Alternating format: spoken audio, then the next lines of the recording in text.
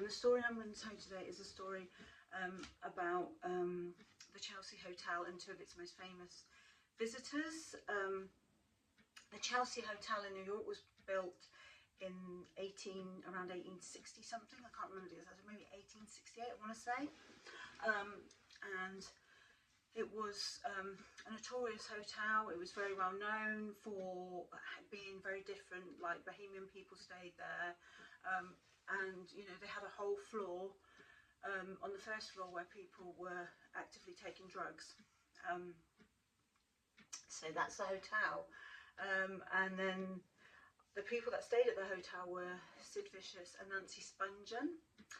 And Sid Vicious was a bassist for the Sex Pistols, which was a punk band back in the late 70s.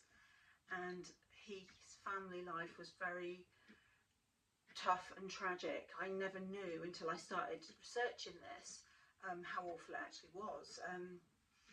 Sid Vicious' mother was a registered heroin addict, and she used to give her son heroin. Yeah, it's awful, isn't it?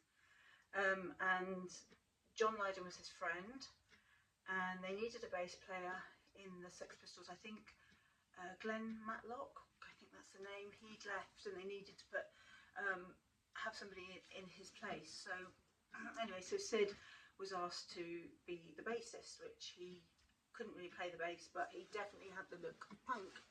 He had a different look, and his face is very synonymous with that time. Nancy came from a different background, a middle-class background from Pennsylvania, and she was a schizophrenic. She was a diagnosed schizophrenic. She was in art college, and I think she sort of, you know, what's the word? She stopped going, so she dropped out. That's the word I was looking for. Couldn't find the word.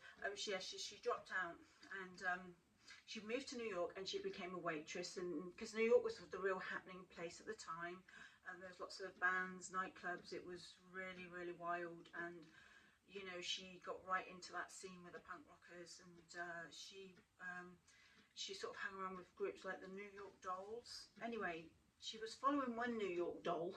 I don't know which one, to England, London, England. Anyway, she got to London, England, and she it didn't really work out with the New York doll. I don't know his name. I should have researched that, shouldn't I? But anyway, she didn't work out with him, so she sort of got involved with the Sex Pistols, and then she got into a codependent relationship with Sid, where they were really in love with each other. They thought they were in love with each other. I think they probably were, but it wasn't very healthy. Obviously, she wasn't the best person for Sid. Although she didn't get him onto heroin, like a lot of people have blamed her for, she didn't, because he was already on it, because he'd been given it by his own mother. That's just so awful. Anyway, so actually John Lydon recounts a story that basically, and he was crying as he told this story, because it obviously really hurt him to remember. He was mixed up himself at the time, remember, a mixed up kid, and he said that Sid's mum had given him heroin and 2 needles for his birthday. And looking back on it, he wishes he did more to help. But at the time, you know, like I said, he was messed up himself. So moving on, you know, Malcolm McLaren was the manager of the band at that time, and he thought that it might be a good idea that Sid went to Nashville. They had an upcoming tour, and that Nancy didn't come, and that basically Sid and the band went. To be fair, she was okay about this, and he went off to Nashville, but he was really sort of like missing her. He was really codependent on her, and you know, he was in love with her, as he thought, and basically he wasn't really concentrating on what he was doing. He was clumsy anyway, although he was intelligent. Some people tried to make out that he wasn't, but he was, because I've seen videos of him, and he seems very intelligent. And basically he walked through a glass window, and this glass window obviously ended up in hospital, and that's when the Sex Pistols broke up. So now Nancy was being blamed for the breakup of the Sex Pistols, which at the time was a great band, you know, a massive band in the punk scene. And so yes, it caused a lot of problems. Sid then went off to Paris with Nancy, I do believe, and then they went to New York, and they stayed at the Chelsea Hotel, and they lived in number 100, I do believe. And this was on the floor where all the drug addicts lived, and you know, and when they were there,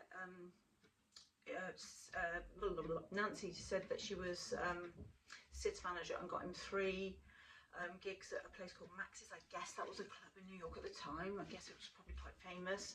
And that's where he sang My Way, the song My Way. And it was Frank Sinatra's song, and he sang it, and you know, it was a punked up version, and it was very popular with everybody. So they made a lot of money from that, which obviously was spent on heroin. And they had like a gang of people that they used to hang about with, you know, like the heroin hangers on kind of group. And anyway, but they were getting more and more depressed, especially Nancy, and she kept talking about having a suicide pact. She wanted to get out of it. She didn't want to live anymore. I mean, I think she was also under a lot of pressure because obviously, you know, they'd said that she'd split the band up. She was no good for Sid. Her family didn't really have much to do with her. They did go, she said, but they did, yeah, I saw them going to her family, and they told them, apparently, the family, that they wanted to go on a blaze of glory together or something. And yeah, so things weren't really good with the family. And you know, but they were both quite troubled, and so, but Sid did like her family. He said that he thought her family were lovely and stuff at the time. Anyway, they went back to the hotel, and they, you know, they were carrying on living in the hotel, but she was getting more and more depressed, more and more despondent. And then anyway, one night she was really going on and said, you know, the suicide pact, we've got to do the suicide pact. And he didn't want to do it. He said, look, you know, I didn't want to do that. You know, I want to have fun. I want to get off heroin. I want to start a new life. And she was like, but you say that every day and you never do it. And he said, but you know, I'm serious. I'm serious. So anyway, so apparently, that night he took 30. I want to say Tunnel, which is some kind of opiate. I think, some kind of opiate tunnel, I think. He took 30. Now, normally 30 would kill someone, but he managed to take 30. But obviously, he passed out with this 30. And, you know, the official story is that he stabbed Nancy and that she bled to death on the bathroom floor. But if he had taken 30 tunnel, there is no way that he would have been able to have stabbed her, because he would have been out of it. So this is a bit of a mystery here now going, because, you know, the official story was that Sid stabbed her. Some people say that she stabbed herself. She was dramatic. It possibly could be true. Maybe she stabbed herself and then hoped that Sid was going to stab himself, and then that would happen. Or the other thing was that it was a drug deal that went wrong. And the other thing was that there was a guy called Michael, and just after Nancy's death, he was walking around with a wad of cash tied up in one of her hair ties. Okay. And he was on the drug floor, I think, or one of the drug addicts that they knew. Anyway, no one will really know. I think the drug dealer turned up or something and called 911. Nobody really knows who did that either. The police turned up and found Sid just wandering around, just, you know, agitated, just out of his head, and they arrested him. And after he was arrested, he was asked, you know, how he felt, and he said, like, he just wanted to be dead under the ground with Nancy. You know, he didn't want to live anymore. Virgin Records paid his bail, gave the money to his mother. His mother got him out of jail and scored heroin for him as soon as he got out. And I think it was a few months later, we went to a party in Manhattan. I think his mother got the heroin that time, and he died, which is really sad. He died of an overdose. He wrote Nancy a really beautiful letter, and it's something about, you know, how we, you know, I want to be with you, and you know, I can't live without you. And it was very, very, you know, sort of romantic, and not what you would think he would say as a punk rocker, but it was really quite emotional. I've read the letter. You can find it on the internet if you want to see it. And he also wrote another suicide note saying that how he wanted to, you know, honour the pact with her and die. So it's a bit like a Romeo and Juliet of the punk era. I think that's definitely what it is. I think a really, really sad story. And there was another twist of the story, is that apparently Sid's mum, now this was in the New York Bugle, I want to say, Daily Bugle, I want to say, that John Lydon told a story in 2014. I can't say whether this is true or not, but apparently it was that Sid's mum wanted, because when Sid died, he wanted his ashes to be spread over Nancy's grave. He wanted to be next to Nancy, the love of his life.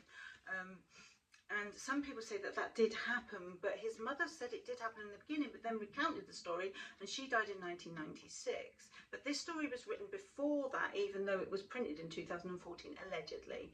So I'm not sure about this, but this is what the story says. The story says that John Lydon was interviewed and said that his mother, Sid's mother, didn't want his ashes to be in New York. She wanted them back in England, so she took the ashes in an urn and took the urn on a plane to Heathrow, but she also put her heroin in the urn. And when she got to Heathrow Airport that particular day, it was very, very full of security. I don't know why, but because it was so full of security, she decided, she got paranoid, and so she sought an air vent and she just flushed the whole thing down.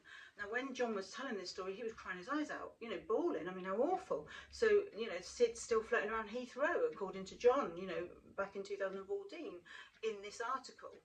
So I can't say whether it's true, as I've already said, but that was what was in the article. So yeah, so that's really the story of it. Yeah, very sad, very tragic. But there was more to that story, because after the death of Sid and Nancy in the Chelsea Hotel, there have been some apparitions seen of Sid wandering around the elevator, looking as if he's looking for the killer of Nancy. And there's also been visions of Nancy too. So yeah, you know, but what a tragic story. And I never realised all that about these two. Yeah, but there wasn't really a lot of help for mental health back then, like there is today. And but yeah, it's very, very sad, a very tragic tale. All I can say really is thank you for watching this video, and yeah, what do you think? Do you think that Sid murdered Nancy? Do you think it was a drug deal gone wrong, or do you think that she stabbed herself?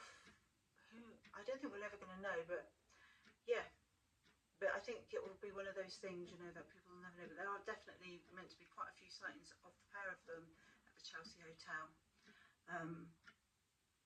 And all I can say is thank you very much for watching, and goodbye. Thank you.